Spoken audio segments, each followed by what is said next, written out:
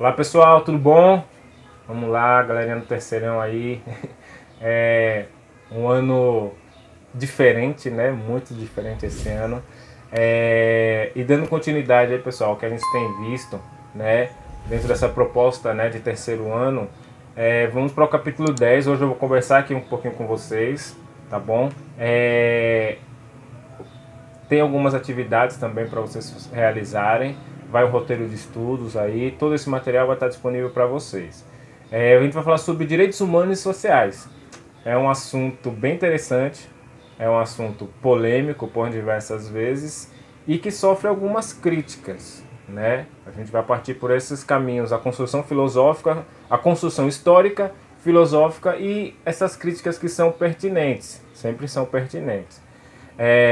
Primeiro, vamos pensar aí essa origem, né, da humanidade, pensar nos direitos do próprio ser humano, né? Alguns registros históricos aí em 539 a.C., isso está exposto no Museu de Londres, né, que é o cilindro de Ciro, que foi encontrado, e na tradução deles viram lá que tinha algumas regras de convivência, vamos dizer assim, né? O que é bem interessante. Tem a Carta Magna na Inglaterra, em 1215, a Petição de Direito, em 1628, aí vem a Declaração de Independência dos Estados Unidos, que foi influenciada pela corrente iluminista, né, pela Revolução Francesa e tudo mais, e a Declaração dos Direitos do Homem e do Cidadão, que é o que a gente vai olhar um pouquinho mais hoje, né? Aí vem a Primeira Convenção de Genebra, e após a Segunda Guerra Mundial, por causa dos crimes de guerra, das atrocidades que aconteceram durante a guerra, que vem a Declaração Universal dos Direitos Humanos, que é essa declaração que a gente conhece, com seus 30 artigos, que nada mais definem e apontam do que a proteção do ser humano, da vida humana, da dignidade humana, né? Quando a gente fala em Declaração Universal dos Direitos Humanos, é no sentido de proteger o ser humano independente da condição que ele possa estar. No sentido, por exemplo, uma pessoa que comete um crime, ela é um ser humano que cometeu um crime, mas nem por isso ela pode ter ou deverá ter a sua dignidade ferida. Não, é um ser humano. Então, o tratamento que a Declaração Universal dos Direitos Humanos propõe é que seja um tratamento justamente universal e igualitário, certo? Essa primeira declaração, a francesa, vamos dizer assim, né, a moderna, de 1689, ela possuía 17 artigos. Dentre eles, alguns que são muito comuns dentro do que a gente vive hoje. Primeiro, né, o artigo 1, aí, os homens nascem e são livres e iguais em direitos, né? Não existe essa distinção de um grupo tem direito a isso, outro grupo não. Todos são iguais. Artigo 4. A liberdade em poder fazer tudo desde que não prejudique o próximo. Isso é bem interessante também para a gente pensar. E o artigo 7, que ninguém pode ser molestado, ou seja, incomodado, perturbado por suas opiniões, pelo seu ponto de vista, incluindo as opiniões religiosas, né? Isso surge aí na França e são artigos que estão presentes de outra maneira na Declaração Universal de 1948, após a Segunda Guerra Mundial. Ela foi inspirada nos ideais iluministas aí, alguns autores, né? O Jean-Jacques Rousseau, Diderot, Voltaire, que são os autores fundamentais do iluminismo, né? Da enciclopédia.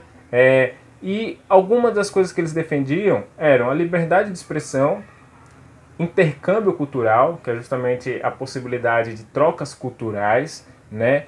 E o uso livre da razão, razão no sentido de luz, de esclarecimento, por isso que são considerados iluministas, certo?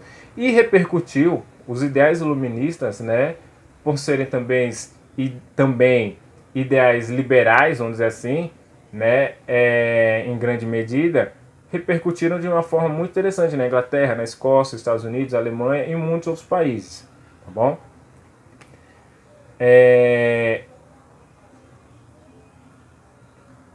Direitos humanos e direitos sociais. Vamos lá. São direitos que são individuais, inalienáveis e intransferíveis. Ou seja, são individuais, devem ser seguidos e diz respeito a todo mundo, garantindo a todos os seres humanos desde o seu nascimento. Muitas constituições, inclusive a brasileira, né, de 1988, ela é baseada nesses princípios, né, direito à saúde, educação, que são direitos que são universais, que estão lá na Declaração dos Direitos Universal dos Direitos Humanos.